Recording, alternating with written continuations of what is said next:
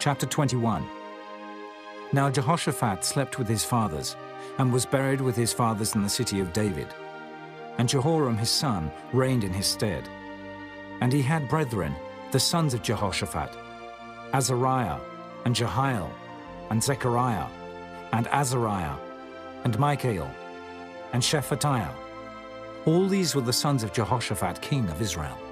And their father gave them great gifts of silver, and of gold, and of precious things, with fenced cities in Judah. But the kingdom gave he to Jehoram, because he was the firstborn. Now when Jehoram was risen up to the kingdom of his father, he strengthened himself, and slew all his brethren with the sword, and divers also of the princes of Israel. Jehoram was 32 years old when he began to reign, and he reigned 8 years in Jerusalem. And he walked in the way of the kings of Israel, like as did the house of Ahab. For he had the daughter of Ahab to wife. And he wrought that which was evil in the eyes of the Lord. Howbeit the Lord would not destroy the house of David, because of the covenant that he had made with David, and as he promised to give a light to him and to his sons forever. In his days the Edomites revolted from under the dominion of Judah, and made themselves a king. Then Jehoram went forth with his princes, and all his chariots with him. And he rose up by night, and smote the Edomites, which compassed him in, and the captains of the chariots. So the Edomites revolted from under the hand of Judah unto this day. The same time also did Libnah revolt from under his hand, because he had forsaken the Lord God of his fathers. Moreover, he made high places in the mountains of Judah, and caused the inhabitants of Jerusalem to commit fornication, and compelled Judah thereto.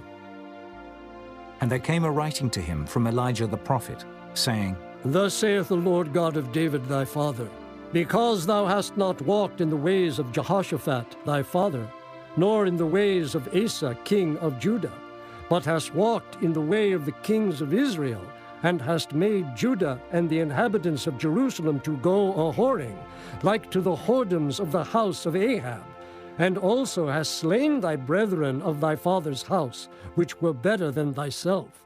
Behold, with a great plague will the Lord smite thy people, and thy children, and thy wives, and all thy goods, and thou shalt have great sickness by disease of thy bowels, until thy bowels fall out by reason of the sickness day by day.